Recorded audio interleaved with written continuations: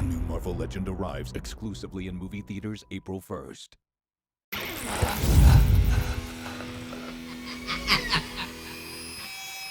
So what you doing on the 1st of April? I'm gonna see Morbius. I'm gonna see Morbius. And it's again another big thank you and a shout out to Michelle and the team at Iconique Brands. Details, yeah. What? Yeah, I think. Yeah, give some details. Well, Monte Casino, 1st of April, Yes. 6:15, be there early to register, get in, Get your snacks, your Funko, whatever extra goodies they've arranged for us. And I think the movie's due to start 7 sharp or around there. We can just check it quickly. Quickly check. I just know you got to be there at 6:15. Yeah, and you got to get your tickets early because every time Iconic have done something like this, those tickets have sold out super quick. Prize giving 18:45, 6:45. Right. Okay. And then movie 7. 100%. And you know what? Dress like a vampire, man. Do your best Dracula. Do your best Morbius. Yeah, get the fangs on. Pale your skin. I'm interested to see what people are going to dress like because, it's most people don't know Morbius. They know he's a vampire. So for those who don't know, Morbius was a living vampire. Dr. Michael Morbius was a famous biokineticist. Not kineticist, but a bioengineer or something like that in the Marvel Universe. He had a rare blood disease. He tried to cure it using all kinds of interesting methods, and the main catalyst that he used was blood and DNA from a vampire bat. The experiment went a little bit awry, and he inherited the fictitious vampiric abilities like super speed, super strength. I think he can vaporize himself, turn himself into mist, flight, things like that.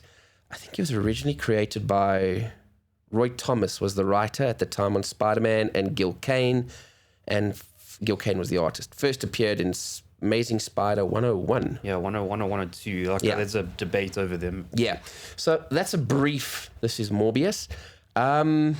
It's quite interesting. In the original comics, he had some abilities and powers, and he came up against Blade, the vampire hunter, as they do, and he bit Blade, and that was the catalyst that gave Blade his Daywalker abilities. Because he's, for those of you that don't know, Blade's mother was ravaged by a vampire just before she gave birth to him. But those things lay dormant in him, and when Morbius bit him, it activated all of those latent genes. I didn't know that. And that's where Blade became that Daywalker, got all of his powers. And then when they did the movie with Wesley Snipes and that, they kind of retconned it a little bit to say that the powers transferred from the mother into Blade, the newborn baby, as he was being born. So thereafter, Marvel kind of retconned that origin to say that, Deacon Frost bit his mom and stuff transferred into baby Blade. But just interesting. Yeah, because I'm interested to see, dude, what Sony's going to do now. Because I know there has been hit and miss. You might be one of them. They were wondering about this film. Yeah. And I think also it's been due for quite a while. So there was all these COVID delays that it just kept getting pushed back. But I mean, the trailers I've seen, if you're just looking for a good, looks pretty darky, horror-y kind of thing, which I think is perfect for a Morbius type of movie. It fits in that whole Blade, Ghost Rider, Morbius. It needs to be dark. It needs to be a little bit scary. It needs to be a lot of he needs to come out of the shadows, surprise the audience, give you that shock factor. But ultimately, hopefully, kind of carry that thing through that he's an anti-hero. You know, he's flawed, but he has good heart or good intentions. He wants to use these abilities ultimately for good. I hope that's what I do like, dude. I had mixed feelings when I first saw the trailer, but now I kind of like it where when you see him in one of the trailers go full vampire, they don't hold back. He literally looks like a monster. And in today's Hollywood thing, they try glamorize, Twilight, perfect example, where it's sparkly vampires. I'm the sexy vampire, and or a sexy werewolf. Yeah, he truly looks like a monster, which I dig that. So and I think they've holding back. They've got the right actor for that because Leto goes into sort of character. So I think with that kind of makeup, making him look like a monster. I think Leto would do a good job portraying a damaged, tortured, monstrous kind of soul. If you can contain yourself through the movie. As you can see, I'm trying to hold back. I'm trying to be like neutral.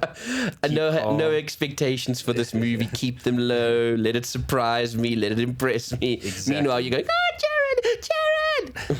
Pretty much. No, on the head. Well, you know what? I think there's a good chance that half of the people that go to watch this movie are just going because it's Jared Leto. I think besides he's a beautiful looking person. He's not even a good looking man. He's beautiful. Especially for his age, dude. It's ridiculous. I actually think he is really a vampire. Anyway. So I think there's a lot of people that are going to just watch because he's gorgeous and attractive. But I also think those that know what he's capable of acting wise with some of the movies that he has done, I think it's going to be. I think he'll bring it for the character. I'm hoping. Yeah, and I'm also keen to see where Sony has so many directions they can go, and they're obviously trying to build their own sort of little universe, but crossing Spider-Verse in a way. Yeah. And I think with the last Spider-Man No Way Home, they kind of made it pretty clear that Eddie Brock, or at least the I've forgotten who's playing him now. The Venom. Yeah, Tom Hardy. Tom Hardy's Venom, and probably therefore the Carnage character as well, both from that universe. So now in Tom Holland's Spider-Verse. I'm hoping that we see references, hints that Morbius is going to be a part of that universe too. Yeah, and I don't know I might be giving something away, but there was already like a very small teaser of Blade in the Marvel Universe with Eternals, one of the post-credit scenes. Oh, okay. With the Black Knight character. You just hear his voice. So... Look, because of the comic book history, Blade and Morbius, like I just said, where Blade got powers from it, I think it makes sense. Send a vampire hunter after the pseudo-vampire. People would talk about it. There's this monster, it's got these powers like a vampire, and Blade would naturally then go and try and stop it. So a post-credit scene, maybe a cameo in the movie, I think that'll be amazing. I don't know if the movie would need it, but I think it would certainly make it cool. Yeah, you see, there is another, I don't know if I dissect trailers sometimes, it's a problem I have, but it's one scene but you see when Michael Morbius is walking out of prison, for some reason, he crosses the Vulture, the Tom Holland version. It was Michael Keaton. Yeah, Keaton. They walk past each other and they kind of like acknowledge each other. So I don't know if they're playing with like the Sinister Six is still lurking or still can be built. So I think they're playing all these like different, crazy angles. But so we're gonna have to wait and see. Yeah, you know what? For me, it's a classic incarnation.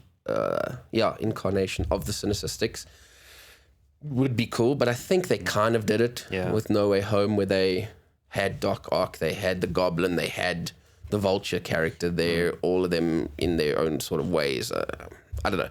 Electro was in it, Sandman. Yeah. So I don't know. Let's see. And to be honest with you, I don't even know who the villain's going to be for this movie, because I'm not that au fait with Morbius. I know it's going to make the movie sound cliche, but there is, I don't know the character's name, but it's one of those, it's a similar character that gets his similar powers, and now he's got to take him down. Okay, so Blade, the Walking Day vampire, takes down a hardcore vampire kind of idea. Yeah, so it's one of those, I don't know if he has the same rare blood disease, and it's like a friend from school that they grow up together, and then he kind of discovers, and he's like, no, I want to use this for evil, kind of. I don't know. Anyway, I might just be rambling on and talking nonsense now. I don't know. Like I say, I guess we must watch and see, and it's part of the hype. And I'm excited that we are a part of this premiere. So thanks again, Iconique Brands. I think there might still be some tickets. I was going to say a bit earlier that one of the things that I thought was really cool was... I think you can thank Mark for this. Mark asked the question of Iconic if they were going to be actively working with or doing something for this. And I really loved the fact that they put out this survey questionnaire to all of their iconic followers, and I think there was like a resounding please do something. So that was quite cool, and I'm glad that we helped spark something off there, and the response was so good. That's what I'm also happy about. I think besides the fact of being a fan or whatever, I think people are just so happy to get out again. You know, with COVID, things slowly relaxing. You can now walk outside without masks and all that stuff. Totally, 100%. Yeah, people just want to get out and have fun. Yeah, man, and I don't know, the movies is still, if it's the right movie, the right setting, it's still kind of a magical thing. And with the way COVID impacted that whole industry, I think it's try to get back to the cinema. Take at least one trip a month or something, and make an event out of it. And the folks at Iconic certainly do that. Yeah, man. Yeah.